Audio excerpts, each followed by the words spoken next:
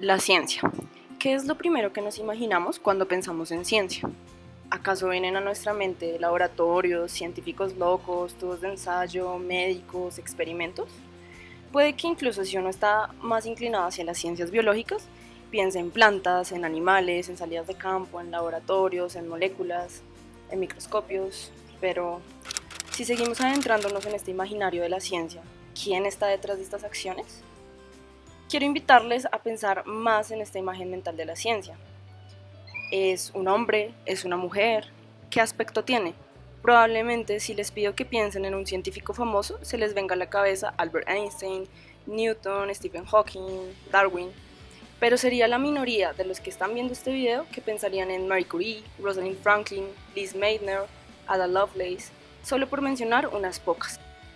De hecho, miremos qué responden algunos de los estudiantes de biología cuando se les pregunta que mencionen el primer científico que se les venga a la cabeza. Darwin, Marie Curie. Fleming. Isaac Newton. Max Weber. Frank Clinton. Darwin. Wallace. Lyman Smith. Viene a la mente. Darwin. Margulis. Bárbara McClinton. Jane Goodall. Con este breve ejercicio quedan puestas sobre la mesa varias ideas. El imaginario de la ciencia tradicionalmente está vestido de hombre, y no solo eso, sino que está más que todo enfocado en una ciencia eurocentrista y oligarca. Incluso, si nos damos a una revisión rápida de Google, al buscar científicos famosos, lo que vemos es una desbordante representación masculina en los resultados. Eso solamente nos lleva a preguntarnos, ¿por qué? ¿Las mujeres o la población no cis hetero jamás han jugado un papel relevante en la ciencia? ¿A qué se debe esta tendencia? ¿Acaso actualmente existe una reivindicación de estos aportes ocultos? Según datos del Centro de los Objetivos de Desarrollo Sostenible para América Latina de la Universidad de los Andes, a nivel mundial, el 30% de investigadores y científicos son mujeres. Tan solo en Colombia, aproximadamente el 37% de personas que están en cargos de investigación son mujeres. Adicional a esta baja representación, es de resaltar que la mayoría de científicas latinoamericanas están enfocadas en la docencia universitaria, por tanto tienen pocas o nulas oportunidades en puestos investigativos de planta.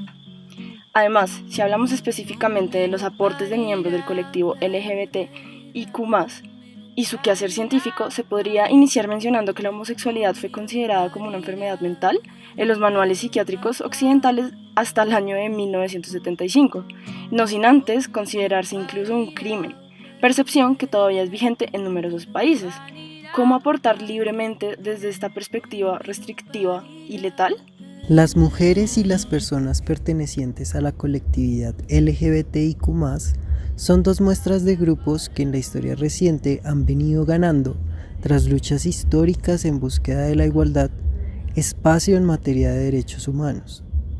A pesar de las adversidades, existen varios perfiles de mujeres y personas LGBTIQ+, presentes en la historia que trascendieron los límites de su propia época, que les imponían pasar inadvertidos, para generar sus aportes al desarrollo de la humanidad, seguramente en todas las áreas del conocimiento.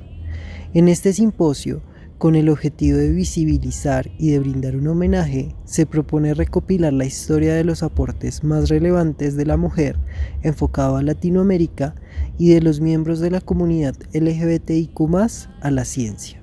En cuanto al quehacer científico de la colectividad LGBTIQ+, si bien la perspectiva histórica de las personas no enmarcadas en el sistema epistemológico binario de ser heterosexual u homosexual podría remitirse incluso antes o durante los griegos, para este caso resulta relevante abordar el tema dentro de las mismas aristas de la ciencia y remitirse más bien a la historia reciente, encontrándose así que apenas hasta 1975 la homosexualidad dejó de ser considerada una enfermedad mental en los manuales psiquiátricos occidentales.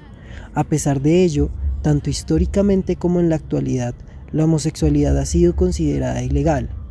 Para 2019, por ejemplo, en 64 países. En Colombia, apenas en 1980, el Código Penal colombiano fue modificado para eliminar el delito de ser o tener prácticas homosexuales. Abordado este contexto, resulta comprensible el hecho de que muchos científicos LGBTIQ+, no reconociesen su orientación sexual de forma pública, justificándose la falta de información sobre personas de dicha colectividad que hiciesen ciencia a lo largo de la historia. No obstante, a falta de información formal, se encuentran un cúmulo de especulaciones sobre las sexualidades de personajes reconocidos en casi todas las áreas de la ciencia. Personajes como Rachel Carson, fundadora del ambientalismo, Isaac Newton y Leonardo da Vinci.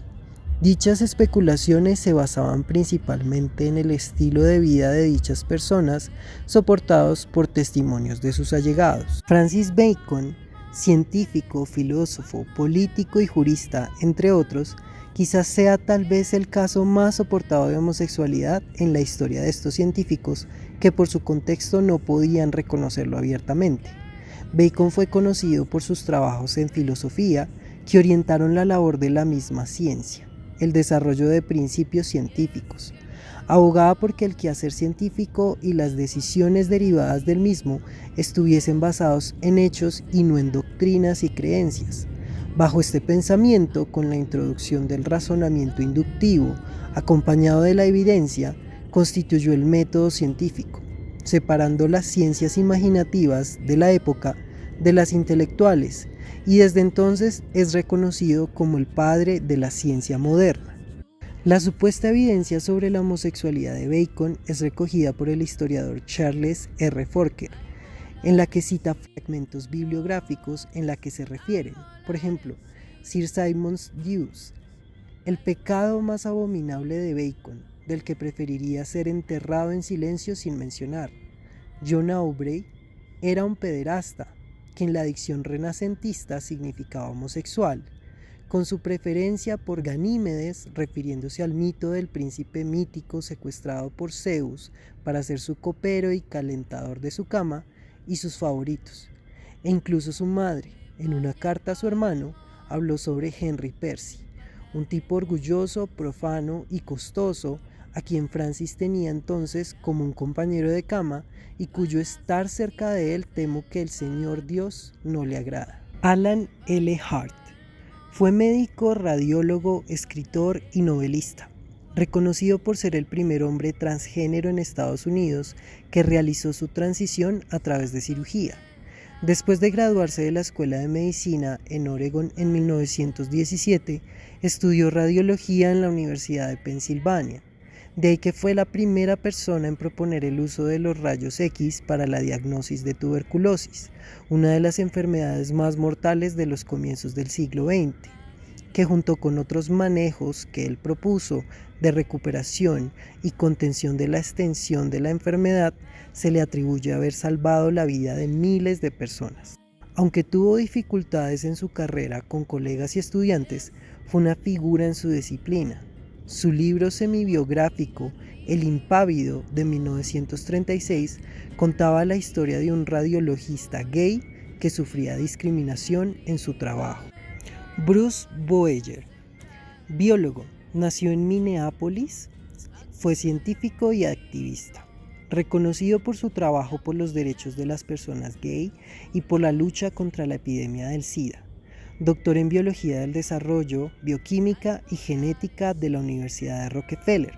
Se le atribuye acuñar el término síndrome de inmunodeficiencia adquirida, que reemplazó al término estigmatizante e impreciso trastorno de inmunodeficiencia relacionado con homosexuales. Cofundó la Fundación para la Educación y la Investigación Mariposa, que se dedicó al estudio de la sexualidad y las enfermedades de transmisión sexual. En los 80, la fundación formó un frente contundente para el estudio y la prevención de la transmisión del virus que más tarde sería reconocido como VIH. Sus publicaciones establecieron que el uso del condón era efectivo en la prevención de la transmisión del virus. Ruth Gates nació en Inglaterra. Desde la secundaria supo que quería ser bióloga marina, aunque algunos le dijeron que no era lo suficientemente inteligente y que mejor debería dedicarse a ser atleta. Eventualmente, Ruth fue las dos cosas. Se convirtió en la directora del Instituto de Biología de Marina de Hawái y la fundadora de una escuela de karate cercana, el Yodo de la isla de Coco. Como bióloga se destacó por ser una de las científicas más importantes a nivel mundial en el estudio de los corales. Específicamente estudió el fenómeno del blanqueamiento. Ruth estudió herramientas moleculares para comprender cómo el coral se comunica con su simbionte, estudió las moléculas que usan para comunicarse, propuso técnicas para preparar a los corales para el panorama que se predice para el año 2050. A nivel personal, Ruth también desdice la idea de que los científicos emergen formados completamente. Como mujer, sus allegados dicen que no se conformaba con las visiones tradicionales de feminidad. Además era lesbiana y según sus colegas y estudiantes advocaba las personas que como ella enfrentaban los retos adicionales en la ciencia a causa de su género o su sexualidad. Como presidenta de la Sociedad Internacional para los Estudios de los Arrecifes, se propuso diversificar el personal y en su laboratorio promovió la participación de estudiantes de la comunidad. La recuerdan en sí misma como un arrecife, creando espacios en el océano para que puedan prosperar cualquier diversidad de especies. Ahora, si nos remitimos a el caso de las mujeres científicas, específicamente en un continente como Latinoamérica, tenemos que empezar diciendo que, en términos generales, ser un científico y hacer ciencia en LATAM es un proceso complejo, pues intrínsecamente se tienen en contra factores sociales propios de la región, como la pobreza, la inseguridad, distintas problemáticas sociales, y en especial la escasa inversión estatal en temáticas de investigación y desarrollo. Ángela Camacho Beltrán es física de la Universidad Nacional de Colombia. Posteriormente viajó a Alemania, donde realizó sus estudios de maestría en 1973 y de doctorado en 1977. Es de hecho la primera colombiana en obtener un doctorado en física. Ángela hace investigación en materia condensada y física del estado sólido. Lideró la Red Colombiana de Mujeres Científicas para visibilizar el trabajo de mujeres en la ciencia y proponer políticas públicas para garantizar su participación. Nubia Muñoz Calero. Nubia estudió medicina en la Universidad del Valle en Colombia. Allí mismo realizó una especialización en patología. Luego, en Estados Unidos, realizó una maestría en salud pública en la Johns Hopkins University. Se ha centrado en el estudio de cáncer uterino, identificando el virus del papiloma humano como el principal responsable. Fue nominada por la Asociación Internacional de Epidemiología al Premio Nobel de Medicina en 2008 por sus avances en el estudio de una vacuna contra el virus del papiloma humano.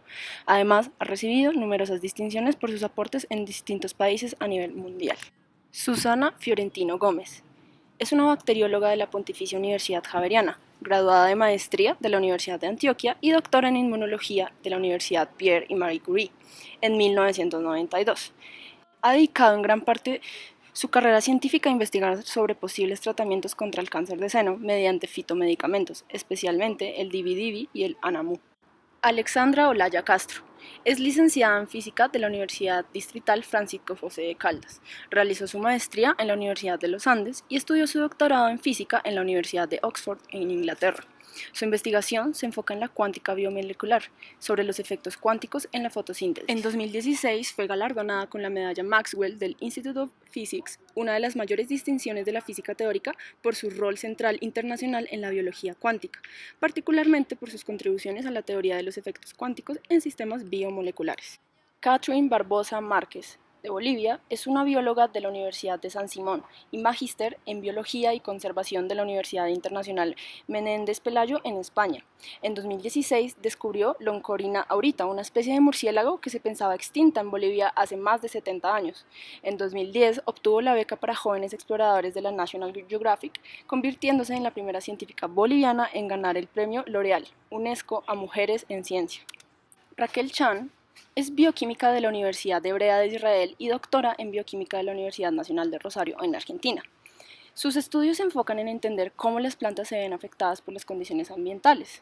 De hecho, ella lideró el grupo de investigación que descubrió el gen HAM-B4, el cual permite que en periodos de escasez de lluvia la planta continúe haciendo fotosíntesis, creciendo y produciendo semillas resistentes a la sequía, lo cual fue aplicado en la planta del trigo en Argentina. Es así como concluimos este video, como una forma de reivindicación, contándoles a ustedes todos estos aportes y los miles que nos faltaron mostrar. Muchas gracias por la atención.